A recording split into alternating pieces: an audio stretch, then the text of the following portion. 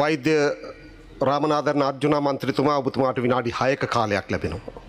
Thank you மூலாசன மந்திரித்துமணி மாலை வணக்கம். என்னென்றால் நாங்கள் இந்த பணத்துக்கு சம்பந்தமில்லாத ஒரு விடயங்கள், ஆனால் எங்களுடைய அரசாங்கத்தினுடைய விளையாட்டு தொடர்பான ஒரு சில விடயங்களை நேரடியாக கதைக்க வேண்டும் என்ற அடிப்படையிலே நான் முக்கியமாக சொல்ல வேண்டும்.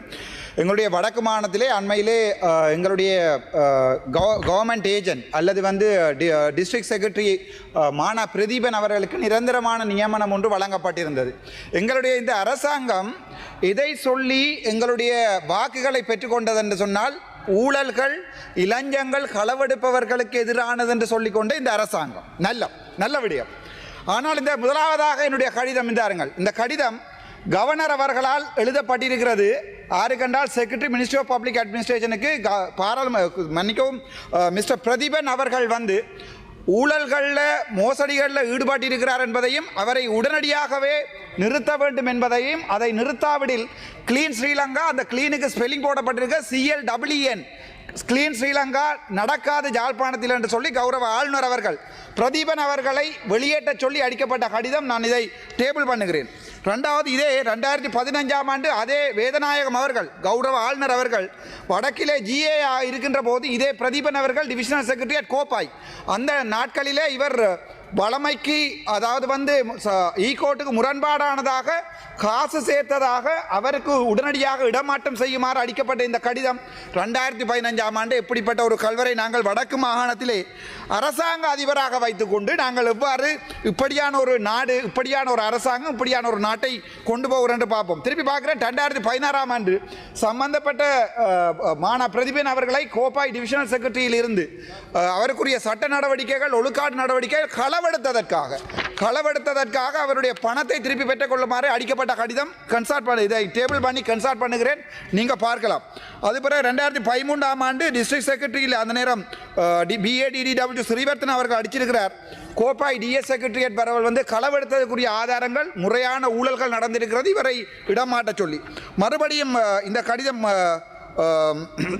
2014ஆம் ஆண்டும் அதே கடிதம் அடிக்கப்பட்டு இவர் முல்லைத்தீவுக்கு இடமாற்றம் செய்யப்பட்டிருக்கிறார். அதன் பிறகு முல்லைத்தீவிலே களவெடுத்தது தொடர்பாக, முல்லைத்தீவிலே 2 காணிகள் சம்பந்தமாக கையூட்டி வாங்கி களவெடுத்ததுகள் தொடர்பாக சம்பந்தப்பட்ட நபரை ஒழுக்காடு நடவடிக்கை எடுத்து விலத்துமாறு கூறப்பட்டிருக்கிறது.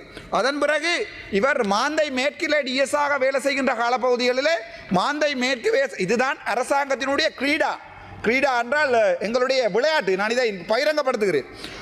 அதே நேரம் அதற்கு பிறகு திருப்பியும் மாந்தையிலிருந்து இவர் யாழ்ப்பாணம் வந்தால் யாழ்ப்பாணத்திலே பாரிய களவுகள் நடக்கும் என்று வேதநாயகம் அவர்கள் அடித்த கடிதம் இந்த இருக்கிறது. என்னென்றால் கௌரவ பாராளுமன்ற உறுப்பினர்களே, என்னென்றால் நாங்கள் முக்கியமான விடயம் ஒன்றை பார்க்க வேணும். இந்த அரசாங்கம் இதை சொல்லி பாராளுமன்றத்திலே 150 பாராளுமன்ற உறுப்பினர்களை பெற்றுக்கொண்டது என்றால் இந்த நாட்டிலே ஊழல், லஞ்சம் நடக்காத உங்களுக்கு தெளிவாக தெரியும். வைத்தியர் கிருஷாந்தி தொடர்பாக பல விடயங்கள் கதைத்திருக்கிறேன். என்னிடம் அதற்குரிய ஆதாரங்களும் இருக்கிறது, அதையும் அனுப்பியிருக்கிறார்கள்.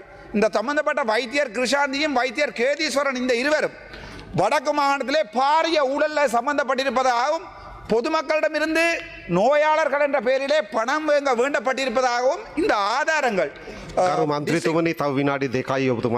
ஆதாரங்கள் சமர்ப்பிக்கப்பட்டிருக்கிறது. ஆனால் இதுவரைக்கும் எந்த நடவடிக்கையும் எடுக்கவில்லை. அதைவிட மறுபடியும் சொல்லுகிறேன், தெல்லிப்பளை ஆதார வைத்தியசாலையிலே வைத்தியர் சுஜந்தன் இவருக்கு எதிராக மல்லாகம் நீதவான் மன்றத்திலே குற்றவியல் வழக்கு நடத்தப்பட்டு கொண்டிருக்கிறது. கோர்ட்டின் படி, அதாவது எஸ்டாப்ளிஷ்மெண்ட் கோர்ட்டின் படி சம்பந்தப்பட்ட நபர் குற்றவியல் நடவடிக்கைகள் இருக்கும்போது எங்களுடைய அரசாங்க சேவையிலிருந்து இடைநிறுத்தப்பட வேண்டும். ஆனால் இன்று வரைக்கும் இடைநிறுத்த தவறி இருக்கிறார்கள். அதை தவிர வடக்கு மாநிலத்திலே தெல்லிப்பளை ஆதார வைத்தியசாலையிலே இதுவரைக்கும் 30 மில்லியன் பெறுமதியான கட்டட ஒப்பந்தம் செக்ரட்டரிக்கு தெரியாமல் RDHS கேதீஸ்வரன் அவர்கள் செய்திருக்கார். அதுக்குரிய ஆதாரங்களை நான் டேபிள் பண்ணதுக்கு விரும்புகிறேன். ஏனென்றால் இப்படியான பெரிய ஊழல்வாதிகளை எல்லாம் வைத்துக்கொண்டு நாங்கள் வடக்கு மாநிலத்தை அபிவிருத்தி செய்கிறோம் என்று சொல்லும் போது மிகவும் கவலையாக இருக்கிறோம். කියන කැමැති දැන් ඔයගොල්ලෝ දන්නවා දැන් උද්ඝෝෂණ කරනවා postal staff fingerprint එකක් තියන්න කියලා. මට අහන්න කැමතියි අනිවාර්යෙන් fingerprint එක තියන්න ඕනේ. හැබැයි අපි ඒක පටන් ගමු පාර්ලිමේන්තුවෙන් ඉඳන්. පාර්ලිමේන්තුව බලන්න කීප දෙනෙක් ඉන්නවද කියලා. අපි පාර්ලිමේන්තුව පටන් ගමු fingerprint එක තියන්න. අපි 51 පඩි ගන්නවා මේකේ. අනිත් එක සම්පූර්ණ පඩිය 3 ලක්ෂ 3මාරක් එනවා. එතකොට අපි මෙතන පාර්ලිමේන්තුවේ දැන් සමහරු මන්දිරලා දවස් 25යි 60කින් 25යි ඇවිල්ලා තියෙන්නේ. එතකොට පාර්ලිමේන්තුවටත් අපි හරියටම එන්නේ නැහැ. මිලියන් ගාණක් වේදම් කරලා අපි මේ පාර්ලිමේන්තුව කැදවනවා. හැබැයි අපි මෙහාට එන්නේ නැහැ.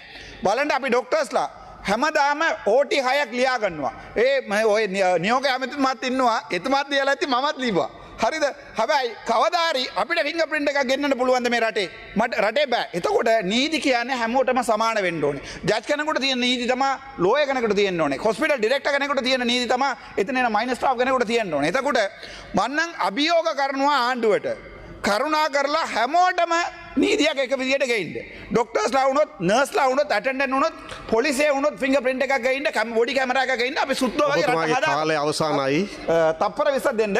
මම වයින්ඩින් අප්. ඒ නිසා මම දැන් කවදාවත් ඕගොල්ලෝට කියන්නේ ඕගොල්ලෝ වරදක් කරා කියලා. හැබැයි මම මෙච්චර ඩොකියුමන්ට් සබ්මිට් කරලා තියෙනවා. ගවර්න්මන්ට් ඒජන්ට් ඕගොල්ලෝ පත් කරලා තියෙන කොච්චර පට්ටබල් හොරෙක් කියලා. ලියුමක් 10 15 මම ටේබල් කරනවා. එතකොට ඕගොල්ලෝ මෙතුමාව ගිහිල්ලා ගවර්න්මන්ට් ඒජන්ට් විදියට තුන් සැරේ මෙතුමාට දඩුවම් දීලා තියෙනවා. මෙයාව ට්‍රාන්ස්ෆර් කරන්න කියලා සල්ලි කොරකමක් මේ ආධාර මේ සාක්ෂි තියෙනවා. එතකොට හිතලා බලන්න ඕගොල්ලෝ හොරු ටිකක් ආරක්ෂා කරගෙන කොහොමද මේ රට හදන්නේ? පොඩ්ඩක් අතේ පපුව තියලා පොඩ්ඩක් හිතලා බලන්න. ඕගොල්ලෝ මොකද්ද කිව්වේ ඡන්දවලින්? අපි 10 ඒකයි. එදා තපර 10යි සර්. එදා ජනාධිපතිතුමා කිව්වා පණ තියනවා නම් කොද්ද පණ තියනවා නම් විපක්ෂයේ ඉන්න එක මන්ත්‍රී කෙනෙක්වත් නැගිටලා කියන්න වංජා දූෂණ අල්ලාස් ගැන කතා කරන්න පුළුවන් මන්ත්‍රී කෙනෙක් කියලා. අද මම ආපු දවසට ඉඳන් අද වෙනකන් කතා කරලා තියෙන වංජා දූෂණ. හැබැයි ඕගොල්ලෝ උත්තර මේක කරන්නේ නැහැ. දකුණේ අර ජයවර්ධනපුර හොස්පිටල් එකේ ඩිරෙක්ටර් අරන් දැන් යාව හිරේ දාලා ඉවරයි. අර ක්‍රිෂාන්ති ડોක්ටර් සල්ලි හොරගම් කරලා තියෙනවා කියලා සප්පිට ඔක්කොම අවසන් කරමු ගරු මන්ත්‍රීතුමනි. ඉවර කරනවා. ඒ කවදාරි ඕගොල්ලෝ ඇක්ෂන් එකක් ගන්නවාද? ඒ පොලිස් ඇමතිට කිව්වා පාර්ලිමේන්තුවේ සබ්මිට් කරා, ડોකියුමන්ට් සබ්මිට් කරා, බැංක් ඩීටේල් සබ්මිට් කරා, බැංක් account details සබ්මිට් කරා. හැබැයි ඕගොල්ලෝ උතුරට එක නීතියක්, දකුණට එක නීතියයි. ඒකයි අපි කියන්නේ. ඕගොල්ලෝ සම්පූර්ණ වැරදි කරනවා. කාලය අවසానයි. බොහොම ස්තුතියි. ගරු අශෝක ගුණසේන ඔව් ගරු අමිතුමා. මුලස්සන් රෝඩ මන්ත්‍රීතුමනි මේ